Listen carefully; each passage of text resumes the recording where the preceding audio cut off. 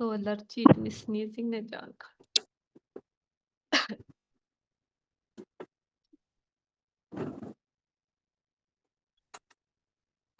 Recording in progress. अब pesticides के अंदर अच्छा, जब हम ना पेस्टिसाइड इस्तेमाल करते रहते हैं ना, तो जब हम सेम पेस्टिसाइड बार बार इस्तेमाल करते रहते हैं ना, तो पेस्ट में रेजिस्टेंस आ जाती है, जेनेटिक वेरिएशन आ जाती है। ये जेनेटिकली वो अपने आप को मॉडिफाई करके स्ट्रांग हो जाता है। तो उसको मैनेज करने के लिए ना हमारे पास दो तरीके हैं। पेस्टिसाइड को हम पेस्टिसाइड रेजिस्टेंस को मैनेज करने के लिए हम पेस्टिसाइड को रोटेट करेंगे, चाहे डिफरेंट एक्टिव इंग्रेडिएंट के साथ या with different mode of action के साथ। तो ये आपसे अक्सर पूछ लिया जाता है कि पेस्टिसाइड रेजिस्टेंस को मैनेज करने के लिए हम या तो पेस्टिसाइड को रोटेट करेंगे with different active ingredient with in same class, या फिर with different mode of action के साथ, मतलब डिफरेंट क्लास के साथ। इसके बाद ये डेफिनेशन है, ये तो आपसे नहीं वो पूछते पास। एंटीकोगुलेंट बहुत इंपॉर्टेंट है। एंटीकोगुलेंट्स का मतलब होता है स्लो एक्टिंग पॉइजन। एंटीकोगुलेंट से रेलिवेंट ना दो तरह से पूछा जाता है कि ये एक तो स्लो एक्टिंग पॉइजन है और दूसरा ये a chemical that interfere with the normal clotting of the blood. तो मार्केट में जो रोडेंटिसाइड्स अवेलेबल है ना, ये दो तरह की होती है, एक्यूट पॉइजन और स्लो पॉइजन। तो जो स्लो पॉइजन रोडेंटिसाइड्स होती है ना, वो इसी एंटीकोगुलेंट मैकेनिज्म पे बेस करती हैं। यानी जब रूडेंट जो है वो एंटीकोगुलेंट को बैट की फॉर्म में, अब बैट क्या होती है, बैट कॉम्बिनेशन है तीन चीजों का, ये भी आपसे पूछा जाता है। बैट में हमारे पास पॉइजन होता है, या आप कह लो कि एक्टिव इंग्रेडिएंट ऑफ पॉइजन या पॉइजन, उसमें अट्रैक्टिव मटेरियल होता है और साथ में फूड। इन तीनों चीजों को मिक्स करके बैट बनाई जाती है। तो बैट एक पॉइजनस फूड है। सही बात। जब रूडर्स इस पॉइजनस फूड को इनटेक करते हैं, तो वो जो एंटीकोगुलेंट पॉइजन है ना, वो उसकी बॉडी में जाके उसके ब्लड को क्लॉट नहीं करने देता। यानी कि उसकी एक थिकनेस होती है, वो थिकनेस को मेंटेन नहीं रहने देता, उसको पतला करके क्या करता है, विटामिन K1 के साथ, जो कि क्लोटिंग के अंदर एक विटामिन है K1 जो क्लोटिंग के प्रोसेस में इन्वॉल्व है, उसकी एक्टिविटी को डिस्टर्ब कर देता है। तो ब्लड जो है ना पतला होके इंटरनल ब्लीडिंग या इंजरी हो जाती है, जिसकी वजह से उसकी बॉडी पार्ट से खून निकलने लग जाता है, या इंटरनली उसकी बॉडी ब्लीड करती है और वो आहिस्ता आहिस्ता मर जाता है। तो ये जो एंटीकोगुलेंट्स होते हैं ना, ये स्लो पॉइजन है, इनका क्विक एक्शन नहीं आता। ये नहीं है कि एक दफा रूडर ने खाया और वो मर गया, खाने 2 3 4 बार वो खाएगा और खाने के 24 से 48 घंटे के बाद जाके उस पॉइजन का असर होना शुरू होता है, ताकि रूडेंट्स के अंदर, स्पेशली रैट्स के अंदर शाइनेस ना आ जाए। अगर रूडेंट्स जो कि बड़े चालाक होते हैं, उनको एक दफा पता चल जाए ना कि हम इस वजह से बीमार हो रहे हैं, तो वो कभी उस साइड को देखते भी नहीं है। तो इसलिए स्लो पॉइजन यूज किए जाते हैं। फ्यूमिगेंट्स जो होते हैं वो सॉलिड और लिक्विड फॉर्म में अवेलेबल होते हैं, जो कि पॉइजनस गैस प्रोड्यूस करते हैं, फॉस्फीन, जो कि पेस्ट को सफोकेशन के जरिए किल करती है। ये हमारा वैसे पार्ट नहीं है। यूआई के अंदर जो पेस्टिसाइड रजिस्टर्ड होती हैं, वो ministry of climate change and environment, यानी जितनी भी पेस्टिसाइड यूएई में इस्तेमाल होती है वो सब एमओसीसीआई से रजिस्टर्ड होनी चाहिए, अदरवाइज वो इलीगल होगी।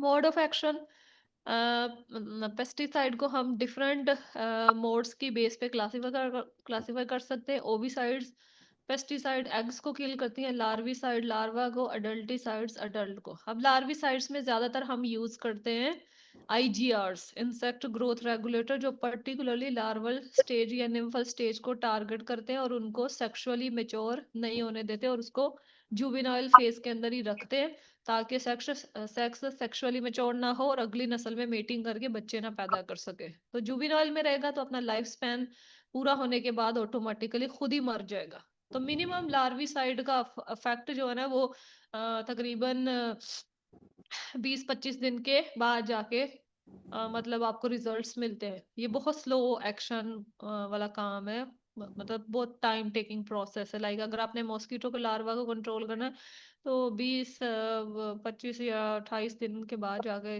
इसका सारा वो कंट्रोल जो है आपको है ना, वो अचीव होता है। क्यों? क्योंकि ये पेस्ट को मारेगी नहीं, बल्कि उसको लाइफ स्पैन को खराब करेगी, यानी कि उसको अडल्ट नहीं बनने देगी। तो वो पेस्ट वैसे ही उसी स्टेज के अंदर अपना लाइफ स्पैन जितना उसका है ना वक्त, कितना टाइम वो जिंदा रहेगा, वो उसी स्टेज के अंदर गुजार के फिर मर जाएगा। उसके बाद ये हमारे पास क्लासिफिकेशन, पेस्टिसाइड कोई भी पॉइजनस केमिकल, आईजीआर का भी आपको बता दिया, ये अडल्ट स्टेज के लिए नहीं, ये आपसे एग्जाम में से पूछा जाता है, तो ये अडल्ट के लिए नहीं है, सिर्फ ना ही एग के लिए, सिर्फ लार्वल निम्फल स्टेज के लिए। फिर हम ट्रैप्स यूज करते हैं, रिपेलेंट्स, फ्यूमिगेंट्स के मोड ऑफ एक्शन तो नहीं, वो आपसे पूछते हैं कि पेस्टिसाइड कैसे अब मतलब पेस्ट की बॉडी पे एक्ट करती है। उसके बाद ये आपको पता होना चाहिए, ये पेस्टिसाइड ना जनरल टर्म है, बाकी ये उसके ग्रुप्स हैं। ये इंसेक्ट किलर है, रूडेंट किलर, अनवांटेड प्लांट्स या वीड किलर। अकारीसाइड जो होती है ना, स्पेशली ये पेस्टिसाइड यूज होती है इसको अरेक्निड्स को किल करने के लिए, यानी नॉन इंसेक्ट्स को, जिसमें हमारे पास आ जाता है स्पाइडर, स्कॉर्पियन, टिक्स और माइट, इनको किल करने के लिए अकारीसाइड्स यूज होती हैं। एविसाइड्स बर्ड को किल करने के लिए इस्तेमाल होती है, लेकिन एक्चुअली हम बर्ड्स को यहाँ पर किल नहीं करते। एविसाइड्स जो है ना वो डिफरेंट वेज में एक्ट करके बर्ड्स को या तो रिपेल करने के लिए, या फिर उसको ना उसके जो एग्स होते हैं ना, जब ये मोस्टली जो प्रोडक्ट्स आती है ना बर्ड्स के लिए, बैट के फॉर्म में आती है। जब वो परिंदे उस फूड को खाने के बाद वो अंडे जो देते हैं ना, वो अंडे जो है ना वो फर्टिलाइज्ड एग नहीं होते, बल्कि वो वाले अंडे होते हैं जो नेक्स्ट, उन अंडों में से नेक्स्ट जो बेबी है ना वो नहीं निकल सकता, वो अनफर्टिलाइज्ड होते हैं। तो वो उसको अनफर्टिलाइज कर देते हैं। इस तरह के कुछ मार्केट में न्यू टेक्नोलॉजी आ गई है, क्योंकि बर्ड्स को किल करना अलाउ नहीं है, कैट डॉग को किल करना अलाउ नहीं है, स्नेक को किल करना अलाउ नहीं है। ये हमारे बायोडाइवर्सिटी का हिस्सा है, इनका हमारे माहौल में मौजूद होना बहुत ज़रूरी है इकोसिस्टम को बैलेंस में रखने के लिए, लेकिन एक ख़ास हद तक। ये ना हो कि इनकी तादाद इतनी बढ़ जाए तो ये हमारे साथ कंपटीशन करे और हमारा इस दुनिया में रहना मुश्किल हो जाए। तो एक कंट्रोल लेवल में इन सब का रहना ज़रूरी है। नेमाटीसाइड्स नेमाटोड्स के लिए, बैक्टीरिया के लिए, फंजाई के लिए, ये ओवरऑल माइक्रो ऑर्गेनिजम्स के लिए, ये फिश के लिए। तो इनको आपने माइंड में रखना है। उसके बाद हमारे पास ये डिफरेंट पेस्टिसाइड की क्लासेस है। Metallic, organochlorine. मेटालिक में जो सिंगल मेटल पे मुश्तमिल होती हैं पेस्टिसाइड, सल्फर, बेरियम, आर्सेनिक, पहले इस्तेमाल होती थी, आजकल बैन है क्योंकि ये कैंसर कॉज करती हैं। वजह, ये ब्रेक डाउन नहीं होती क्योंकि सिंगल मेटालिक एटम है, ऑलरेडी सिंपल फॉर्म है, और अब फर्दर ये मेटाबोलाइट्स में ये सिंपल फॉर्म में ब्रेक डाउन नहीं हो सकती, इसलिए इन्वायरमेंट में रहती है और कैंसर कॉज करती हैं, इसलिए बैन है। ऑर्गेनोक्लोरीन, जिसमें कार्बन, हाइड्रोजन और क्लोरीन, ये भी परसिस्ट करती हैं, और आजकल ये भी बैंड है। डीडीटी, क्लोरडेन, हेप्टाक्लोर, ये फर्स्ट एवर पेस्टिसाइड है जो 1939 में पॉल हरमन मुल्लर ने डिस्कवर की थी, डाइक्लोरो डाइफेनाइल ट्राइक्लोरोइथेन। और ये कहाँ यूज हुई थी ये नहीं पूछते वो। ऑर्गेनोफॉस्फेट, ये इसमें कार्बन, हाइड्रोजन, फास्फोरस, और ये ब्लड एंजाइम कोलिन एस्ट्रेज की एक्टिविटी को इनहिबिट कर देती है। ये और ऑर्गेनोफॉस्फेट और कार्बामेट दोनों का सेम मोड ऑफ एक्शन है। मेलाथायोन, क्लोरपाइरिफॉस, पैराथायोन, स्टैलिक, ये वाले वो मोस्टली नहीं पूछता कि ये पेस्टिसाइड कौन से ग्रुप से या क्लास से बिलोंग करती है। जनरल आपसे पूछा जाता है मैनेजमेंट के रेलिवेंट क्वेश्चन या बायोलॉजी के रेलिवेंट क्वेश्चन। ये मेलाथायोन है। कार्बामेट में, कार्बामेट्स जो है वो कार्बामिक एसिड से डिराइव है, कार्बोराइल, मिथोमाइल, एल्डिकार। इसका भी सेम मोड ऑफ एक्शन है कि ब्लड एंजाइम कोलिन एस्ट्रेज को इनहिबिट करना। अच्छा, एग्जाम में ना आपको इस तरह से ना पेस्टिसाइड लेबल से रेलिवेंट कोई क्वेश्चन आ सकता है। जब भी हम पेस्टिसाइड को लेते हैं ना तो लेबल के ऊपर ना ऐसे नाम लिखा होता है, जैसे ये लिखा है लानेट 25WP, इसमें लानेट उसका ब्रांड नेम है, वैसे तो ये पूरा ही ब्रांड नेम है, तो लानेट इसका ब्रांड नेम या ट्रेड नेम है। 25 इसमें कंसंट्रेशन है एक्टिव इंग्रेडिएंट की, और WP इसकी ना फार्मूलेशन है। WP mean wettable powder. तो ये ब्रांड नेम या ट्रेड नेम, ये कंसंट्रेशन ऑफ एक्टिव इंग्रेडिएंट, और ये उसका फार्मूलेशन। तो फार्मूलेशन हम आगे भी देखते हैं। पाइरिट्राइड जो है वो नेचुरल पायरिथ्रीन की सिंथेटिक फॉर्म है। नेचुरल पायरिथ्रीन जो है वो पेस्टिसाइडल इफेक्ट के साथ होती है और ये क्राइजेंथेमा फ्लावर में नेचुरली पाई जाती है। तो इसी को कॉपी करके पायरिथ्रॉइड सिंथेटिकली बनाए जाते हैं और मार्केट में आजकल जो सबसे कॉमन यूज पेस्टिसाइड है पब्लिक हेल्थ वो इसी क्लास से बिलोंग करती है। डेल्टा मेथरीन, साइपर, साइफ्लोथ्रीन, एलिथ्रीन, पायरिथ्रीन, तो ये सारे जो हमारे पास है पायरिथ्रॉइड, ये डिस्टर्ब करते हैं या प्रिवेंट या इनहिबिट करते हैं वोल्टेज गेटेड सोडियम चैनल को इन द एक्सोनल मेम्ब्रेन। तो नर्वस सिस्टम में आपको पता है मॉलिक्यूल्स की या इंफॉर्मेशन जो है वो मॉलिक्यूल या आयंस की फॉर्म में मूव होती है। तो मूवमेंट के बाद नर्व जो है ना वो एक्साइटेड डी एक्साइटेड स्टेज में आती है। तो जब मैसेज डिलीवर करने के बाद नर्व ने या गेट्स ने बंद होना होता है ना, डी एक्साइटेड स्टेज में आना होता है, तो ये पेस्टिसाइड उसको डी एक्साइटेड स्टेज में नहीं आने देती, उसी एक्साइटेड स्टेज में रखती है, जिससे पेस्ट का नर्वस सिस्टम कोलैप्स करता है और वो मर जाता है। नियोनिकोटिनाइड, नियोनिकोटिनाइड ये लेटेस्ट क्लास है जिसमें हमारे पास ये सीटामिप्रिड, क्लोथियानिडीन, डाइनोटिफ्यूरानमीडा, हायाथाइमिथॉक्सम, ज्यादातर ये जेल के अंदर मैक्स फोर्स एक्टिव जो बायर की जेल है उसमें मौजूद है इंग्रेडिएंट। ये सबसे क्या कहते हैं ऑलराउंडर जो पेस्टिसाइड एक्टिव इंग्रेडिएंट है, हर पेस्ट के लिए ये चलता है। और थायामिथॉक्सम ये ज्यादातर फ्लाइज के, इमीडा, थायामिथॉक्सम ये फ्लाइज बैट के अंदर आता है। उसके बाद ये रोडेंटिसाइड्स का आपको मैंने बता दिया। कब जाना? ठीक है मैं आती हूँ, अभी 20 मिनट है। रोडेंटिसाइड जो है वो आपको बता दिया दो तरह की होती है, एक्यूट रोडेंटिसाइड, एक्यूट जिसका फौरी असर आए, और एंटी कोअगुलेंट स्लो एक्टिंग पॉइजन जो कि आप पेस्ट के ब्लड क्लोटिंग के प्रोसेस के साथ इंटरफेयर करते हैं और उसको क्लोट नहीं होने देते हैं। तो ये दोनों तरह की जो पेस्टिसाइड है ये बैट की फॉर्म में, पॉइजन फूड की फॉर्म में। लेकिन फर्क ये है कि ये जिंक फॉस्फाइड की बैट है, ये रूडेंट खाएगा, खाने के कुछ घंटों के अंदर अंदर वो खलास।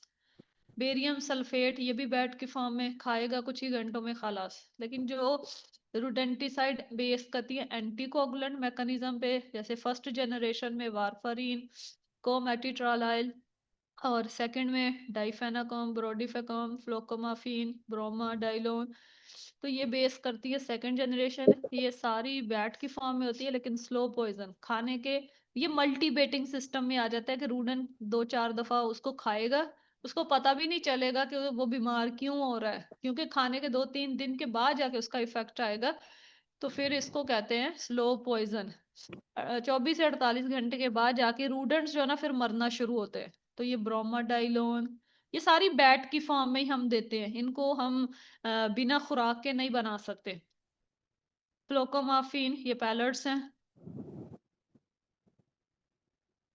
उसके बाद हमारे पास पेस्टिसाइड की फार्मूलेशन होती हैं। वैसे तो फार्मूलेशन आपके प्रैक्टिकल के लिए मोटा मोटा आपको थोड़ा सा बता देती हूँ।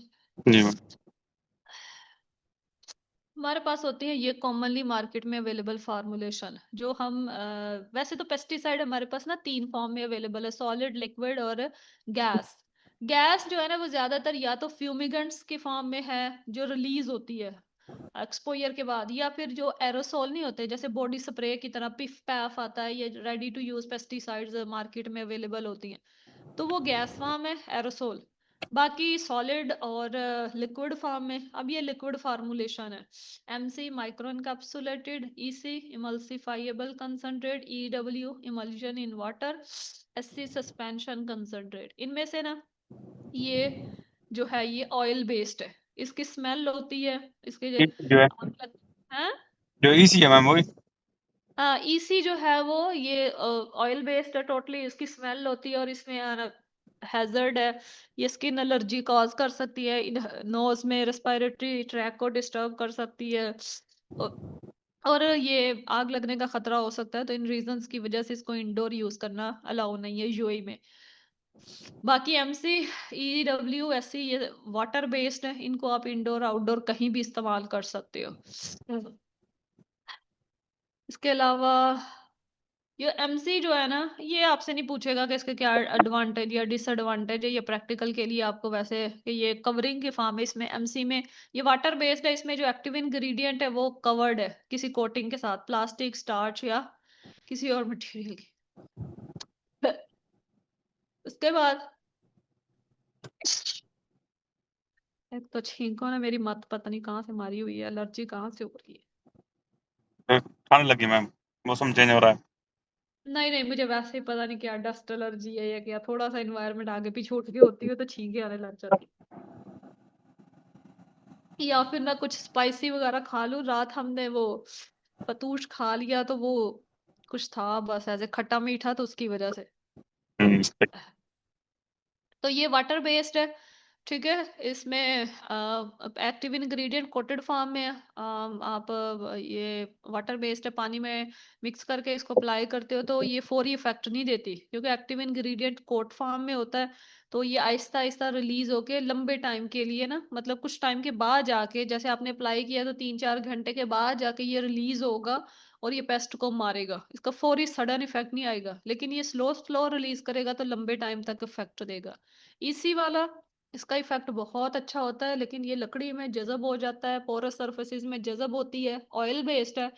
और ऑयल में पार्टिकल का साइज बड़ा छोटा होता है, तो स्मेल भी होती है, इरिटेशन कॉज करती है। इसलिए इसको इंडोर नहीं करते, बाहर जिधर मर्जी करो, पानी में, प्लांट्स पे, कचरे पे, गार्बेज रूम्स में, सीवरेज सिस्टम में, बहुत अच्छा इसका रिजल्ट है। उसके बाद ये, अब इसमें क्या होता है, इसमें पेस्टिसाइड का जो एक्टिव इंग्रेडिएंट होता है ना, ईडब्ल्यू में एक्टिव इंग्रेडिएंट को पहले ऑयल के साथ कोट किया जाता है, फिर उस कोटेड को पानी के अंदर डिसॉल्व किया जाता है। ऐसी ये वाटर बेस्ड है, सस्पेंशन है वाइट कलर की। इसको आप इंडोर आउटडोर कहीं भी इस्तेमाल करो, ये one formulation for all situation. Then हमारे पास होती है यूएलवी। यूएलवी का मतलब होता है अल्ट्रा लो वॉल्यूम। ये ऐसे फार्मूलेशंस, ये ऑयल बेस्ड ही होती हैं। इनको ऐसे बनाया जाता है कि मिनिमम अमाउंट यूज करके मैक्सिमम एरिया कवर किया जाता है। तो एग्जाम में आपको इसकी डेफिनेशन लाइक इसका full form ultra low volume पूछा जा सकता है। और ये कि मतलब हम मिनिमम पेस्टिसाइड को यूज करके मैक्सिमम एरिया पर स्क्वायर मीटर एरिया या पर स्क्वायर मिनिमम यूज करके पर स्क्वायर एरिया ज्यादा कवर कर सकते हैं, कुछ इस तरह से। तो ये यूएलवी, इसको आप ना थर्मल फोगर में भी इस्तेमाल कर सकते हैं और यूएलवी मिस्टिंग मशीन के अंदर डालकर भी अप्लाई कर सकते हैं। जो यूएलवी मशीन से आपने करना है तो पानी में मिक्स करते हैं, अगर आपने थर्मल फोगर में करना है तो आप इसको डीजल के साथ मिक्स करते हैं। सॉलिड में डब्ल्यूपी का मतलब वेटेबल पाउडर, इसको दो तरह से इस्तेमाल कर सकते हैं, पाउडर भी और नॉर्मली इसको हम पानी के साथ मिक्स करके सोल्यूशन बना के अप्लाई करते हैं। डब्ल्यू पे ये भी इंडोर आउटडोर कहीं भी करो। ये एक्वस फ्लोएबल है, ये ग्रैन्यूल, ये पाउडर है और ये ग्रैन्यूलर फॉर्म है, ठीक है। इसको भी इस्तेमाल से पहले पानी में मिक्स करके आप स्प्रे बना के तो अप्लाई करते हो। ये वाली रेडी टू यूज है, एज इट इज अप्लाई करते हैं। इसमें कंसंट्रेशन बड़ी कम होती है, 1 से लेके तकरीबन 15% तक, बल्कि कम ही होती है, 2-4% ही होता है इसमें। ये ग्रैन्यूल्स की फॉर्म में, ये भी रेडी टू यूज है। जैसे आपने मार्केट में देखा होगा कॉकरोच के लिए वो सेवियां सी, ये सिंजेंटा का प्रोडक्ट, क्या उसका नाम है, कॉकरोच के लिए इस्तेमाल होता है, जैसे वो सेवियां सी ना, जैसे खाने वाली नहीं हमारी होती, कुछ इस तरह की वो फार्मूलेशन है रेडी टू यूज में, या ग्रैन्यूलर फॉर्म के अंदर भी आती हैं। तो डिफरेंट शेप्स के अंदर ये आपको ready to use granules available हैं इस्तेमाल के लिए। जेल, ये भी स्लो पॉइजन है, ये बेट की फॉर्म में है। इसमें भी आपके पास अट्रैक्टिव मटेरियल पॉइजन और फूड होती है जिनको मिक्स करके ये सेमी सॉलिड पेस्ट जेल का, ये फिप्रोनिल एक्टिव इंग्रेडिएंट के साथ है मैक्सफोर्स की। और ये इंडोक्सा कार्ब जो है वो एडवियन कॉकरोच ब्रांड नेम के साथ अवेलेबल है, सिंजेंटा का प्रोडक्ट। बाकी रोडेंटिसाइड ये हमने ऑलरेडी देख लिया हुआ है। ये आगे रूडेंट्स के लिए ना फार्मूलेशन है, रूडेंटिसाइड जो एंटीकोगुलेंट रोडेंटिसाइड है वो पैलेट इस फॉर्म में भी अवेलेबल है। मतलब है सब सेम सेम ही, सिर्फ शक्ल का फर्क है, शेप का। ये पैलेट्स हैं, ये वक्सी ब्लॉक्स हैं, ये पास्ता है, ये रैट आइस बॉक्स है जो सॉलिड फॉर्म में कार्बन डाइऑक्साइड गैस है। जब इसको ओपन करते हैं ना रूडेंट की बरों पे रख के बॉक्स को, तो ये सब्लिमेट करती है, यानी सॉलिड से लिक्विड की बजाय सॉलिड से डायरेक्टली गैस बनती है। वो गैस उसकी बरों के अंदर जाके ना ऑक्सीजन को रिप्लेस कर देती है, और रूडेंट जो है ना वो ऑक्सीजन की कमी होने से, सफोकेशन से खलास मर जाते हैं। ये लिक्विड रोडेंटिसाइड है, ये भी बैट ही है। वारफारीन इसके अंदर, या कोमेटिट्राइल, ये डाइफेनोकॉम के साथ है। ये हम लिक्विड बैट है, लिक्विड एंटीकोगुलेंट रोडेंटिसाइड है। इसको हम यूज करते हैं वेयर हाउसेस के अंदर, जहां पर फूड रूडेंट के खाने के लिए सॉलिड फूड ऑलरेडी अवेलेबल है, सीरियल्स, ग्रेन, दाल, चावल, मकई, इस तरह के एरियाज के अंदर। तो उनको फिर ना सरवाइव करने के लिए पानी चाहिए होता है, वहां पर पानी की किल्लत होती है। तो फिर यहाँ उन एरियाज में ये अच्छा काम करती है। ये पाउडर, इसको भी हम यूज कर सकते हैं। ये ग्रूमिंग के प्रोसेस के जरिए ना पेस्ट जो है, स्पेशली जो रूडेंट है ना, वो इसको इंजेस्ट करते हैं। यानी आप पाउडर लगाओगे, रूडेंट उधर से गुजरेगा, पाउडर उसकी स्किन के साथ लग जाएगा, फिर वो ग्रूमिंग में जब क्लीनिंग करते हैं तो पाँव में, फिर पाँव से वो इंजेस्ट करते हैं। ये एरोसोल है, रेडी टू यूज। ये भी रेडी टू यूज मॉस्किटो के लिए, कॉयल और मैट और वेपोराइजर। ये फार्मूलेशन है।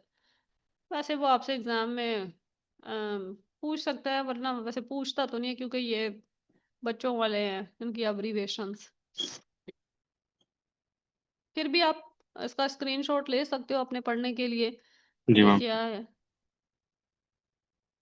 उसके बाद हमारे पास आ जाते हैं इक्विपमेंट्स।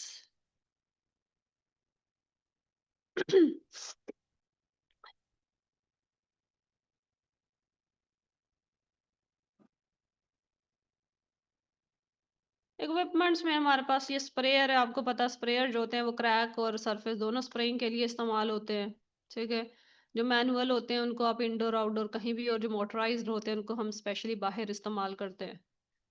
अब फोगर की बात करें ना, तो फोगर दो तरह के हैं हमारे पास। ये हमारे पास है थर्मल फोगर। अब ये थर्मल फोगर है ना, इसमें हम यूएलवी फार्मूलेशन को डीजल के साथ मिक्स करते हैं, और इनको सिर्फ बाहर इस्तेमाल करते हैं, क्योंकि ये कंबस्टन के मैकेनिज्म पे बेस करते हैं। इसमें बर्निंग होती है और ये फॉग प्रोड्यूस करता है। तो इसको स्टार्ट करते हैं, और फॉग को हम क्या करते हैं, ये बाहर इस्तेमाल होते हैं। स्पेस ट्रीटमेंट है, एग्जाम में कैसे पूछा जा सकता है, फ्लाइंग पेस्ट के लिए होता है ये, मॉस्किटो फ्लाइज के लिए, और ये स्पेस ट्रीटमेंट है और अडल्ट के लिए है बस। एग, लार्वा, प्यूपा कोई उस पे कोई इसका इफेक्ट नहीं है, क्योंकि वो फ्लाइज के लिए हो तो गोबर में है, और अगर मॉस्किटो के लिए हो तो वो पानी में। तो ये हवा के अंदर जो अडल्ट स्टेज उड़ रही है फ्लाई मॉस्किटो की, उसके लिए है। स्पेस ट्रीटमेंट है, कंबस्टन के मैकेनिज्म पे बेस करता है। और जो और पूछा जा सकता है वो है टाइमिंग। अगर मॉस्किटो को कंट्रोल करना है तो उसके लिए परफेक्ट टाइम है डॉन और डस्क का। यानी सुबह तड़के का टाइम होता है ना, फजर वाला अंधेरे में, और शाम को इवनिंग मगरिब के बाद वाला। तो वो आपने ऑप्शंस में देख लेना है क्या है, डॉन या डस्क है, या इवनिंग का टाइम है, या स्पेशली जो द बेस्ट होता है ना वो इवनिंग का। और फ्लाइज की बात करें तो मॉर्निंग का टाइम है, क्योंकि फ्लाइज दिन के टाइम पे एक्टिव होती है, मॉस्किटो अंधेरे में एक्टिव होता है। बाकी ये जो यूएलवी है, ये आप इंडोर आउटडोर कहीं भी पानी के साथ मतलब यूज कर सकते हो यूएलवी को। पानी के में मिक्स करके यूएलवी फार्मूलेशन को, और with the help of ULV machine, वो यूएलवी उसको आप मिस्टिंग बोल देते हो, तो वो इंडोर आउटडोर दोनों में आप flying pest, mosquito flies, moth, midges, किसी को भी कंट्रोल करने के लिए यूज कर सकते हो। डस्टर से हम पाउडर अप्लाई करते हैं। वो हमें डिपेंड करता है कि क्रैक एंड क्रेविसेस में, इलेक्ट्रिक स्विचेस में, हिडन एरियाज में हम क्रॉलिंग पेस्ट के लिए कंट्रोल करते हैं। यानी कि अगर आपने क्रॉलिंग पेस्ट को करना है ना, तो हम क्रैक एंड क्रेविसेस या इलेक्ट्रिक जो अप्लाइंसेस होती हैं उसकी बैक साइड पे, या इलेक्ट्रिक सॉकेट या स्विचेस में पाउडर को डालते हैं। ये बैट स्टेशन है रूडेंट के लिए। ये टेम्पर रेजिस्टेंट होना चाहिए, और चिल्ड्रन और इन्वायरमेंट रेजिस्टेंट होना चाहिए, सोलर रेडिएशन से रेजिस्टेंट होना चाहिए। इनको हम बाहर ही लगाते हैं, बिल्डिंग की दीवार के बिल्कुल साथ अटैच करके, और उन जगहों पे लगाते हैं जो रूडेंट्स के गुजरने के रास्ते हैं। बाकी जगहों पे नहीं लगाते, ना किसी इन्फेस्टेड एरिया के मिडल एरिया में लगाते हैं, नहीं, दीवारों के साथ लगाते हैं। हर चीज से रेजिस्टेंट होने चाहिए, और इंसान की एक्टिविटी से, या इंसान के जो वर्किंग एरियाज हैं, इंसान की एक्सेस से दूर, जहां से रूडेंट के गुजरने के रास्ते हैं, वहां पर दीवार के साथ इसको लगाते हैं। यही चीजें आपसे पूछी जाती हैं। उसके बाद ये कैज है, अगर आपने ट्रैपिंग करनी हो किसी भी कैट, डॉग, रूडेंट्स की या स्नेक की, तो यूज कर सकते हो इस तरह से। और इनमें हम पॉइजनस बैट यूज करते हैं, बैट को भी बता दिया। ये जो बॉक्स होते हैं ना रूडेंट के लिए, ये लकड़ी के भी बने होते हैं, प्लास्टिक के भी बने होते हैं, और लकड़ी के जो है वो ज्यादा अट्रैक्ट करते हैं रूडेंट को। और जो अब इस एग्जाम में आ जाता है कि प्लास्टिक का बॉक्स या लकड़ी का बॉक्स कुछ इस तरह से बना हुआ, उसको क्या कहते हैं, रूडेंट्स के लिए रूडेंट बैट स्टेशन उसको बोलते हैं, ये उसका नाम है। रूडेंट बॉक्स नहीं, रूडेंट बैट से बैट स्टेशन, क्योंकि बॉक्स नहीं है उसमें हम बैट लगाते हैं, तो बैट स्टेशन है। तो इस तरह से आपको डिफरेंट नेम्स आ सकते हैं, तो आपने यही वाला देखना है, रूडेंट बैट स्टेशन। और इसमें जो आ जाता है, हमारे पास ना डार्क और लाइट कलर में अवेलेबल होते हैं। वाइट कलर में जो होते हैं उसको हम लगाते हैं जिन जो बिल्डिंग्स है ना डायरेक्ट सनलाइट के एक साथ एक्सपोज होती हैं, वहां पे हम लाइट और वाइट कलर यूज करते हैं। और वो बिल्डिंग जहाँ पे डायरेक्ट सनलाइट एक्सपोज नहीं होती, वहां पे ग्रे और ब्लैक कलर यूज हो जाता है।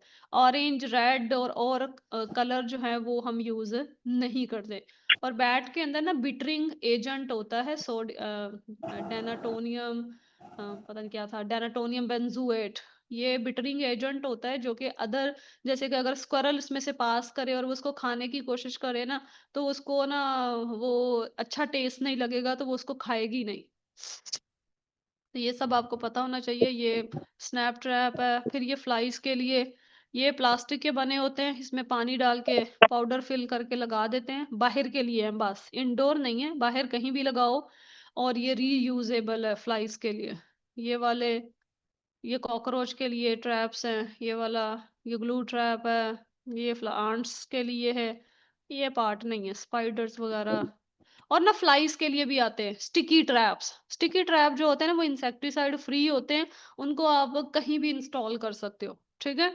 इसके अलावा फ्लाइज के लिए वो लाइट ट्रैप्स आते हैं, वो ग्लू पैड के साथ आते हैं और विदाउट ग्लू पैड आते हैं। तो इलेक्ट्रिक फ्लाई कैचर और इलेक्ट्रिक फ्लाई किलर, दो तरह के। जो ग्लू पैड के साथ आते हैं वो कैचर है, और जो विदाउट ग्लू पैड वो किलर है। उनमें दोनों में फर्क ये होता है करंट का।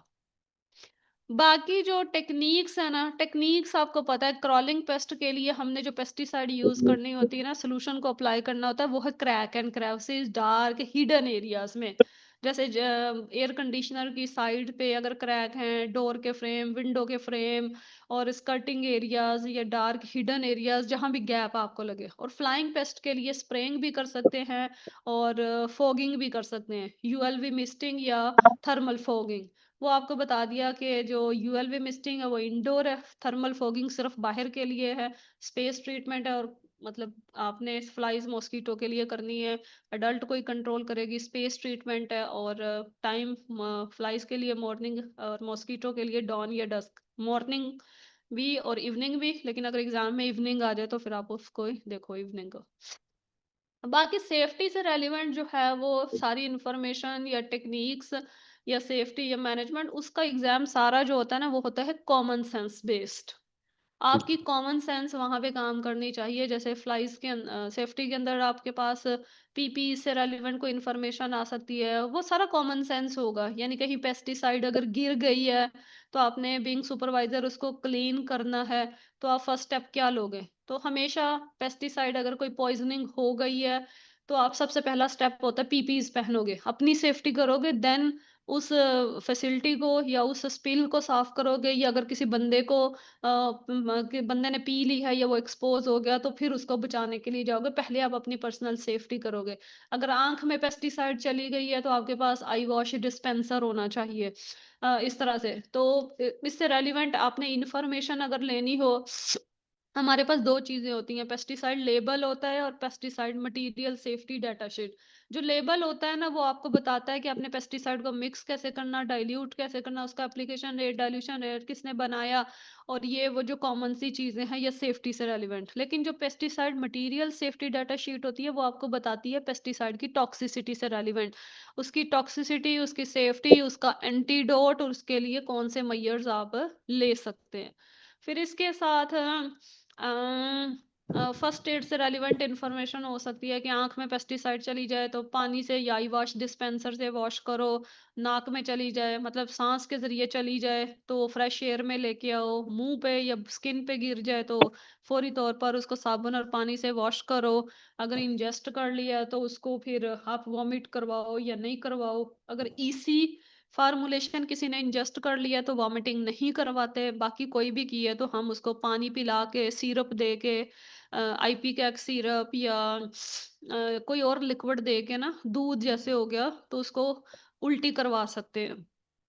तो इसके अलावा बाकी पेस्टिसाइड हमारी बॉडी के अंदर कैसे जा सकती है, नाक के जरिए, आंख के जरिए, मुंह के जरिए, ये कुछ इन्फॉर्मेशन होती है। बाकी सेफ्टी उसमें पेस्ट कंट्रोल के अंदर हमारे पास 3 लोकेशंस होती हैं, स्टोर होता है, गाड़ी होती है, कस्टमर का एरिया होता है। हमने तीनों को ही प्रोटेक्ट में मतलब प्रोटेक्शन में रखना होता है। जो गाड़ी है वो पेस्ट कंट्रोल के काम के लिए डिजाइंड होनी चाहिए और गाड़ी के अंदर आप फूड ट्रांसपोर्ट नहीं कर सकते। पैसेंजर और क्या मतलब पेस्टिसाइड के जो कंपार्टमेंट्स वो सेपरेट होने चाहिए। और और क्या हो सकता है, आपके पास ग्लव्स, मास्क, रेस्पिरेटर, कवरऑल, ये वो चीजें। सेफ्टी का जो सारा पोर्शन है ना वो कॉमन सेंस बेस्ड होगा। उसमें कोई फिक्स नहीं है कि क्रैम कोई करना। वो आपने अपना जो कॉमन सेंस यूज करना है ना तो वो आप करोगे, स्टेटमेंट देखोगे, आपको आइडिया हो जाएगा। ठीक है। ठीक है मैम। तो ये था आपका मैक्सिमम आपका जो था रिफ्रेशिंग। ठीक है मैम। अगर आप इस रिफ्रेशिंग को अपने माइंड में बिठा लेते हो ना तो मैक्सिमम 70-80% आपका एग्जाम इसी में ही कवर हो जाता है। जी शुक्रिया मैम। Recording stopped. हम्म। अच्छा मैम, ये क्विज जी मेरे आपने भेजे, ये सारे आपने टोटल भेज दिए? टोटल कितने हैं ये नहीं क्विज? नहीं नहीं, क्विज मैं आपको अभी भेजती हूँ ट्रेनिंग के बाद ना। अभी सिर्फ आपको फुल लेंथ वाले दिए, आप बाकी सारे मैं सेंड करती हूँ, आप उसको प्रैक्टिस करो।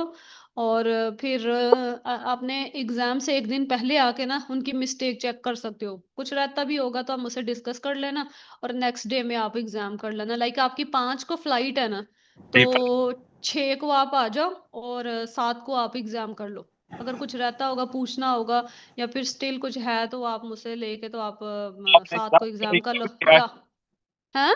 एग्जाम अप्लाई किया नहीं क्या आपने?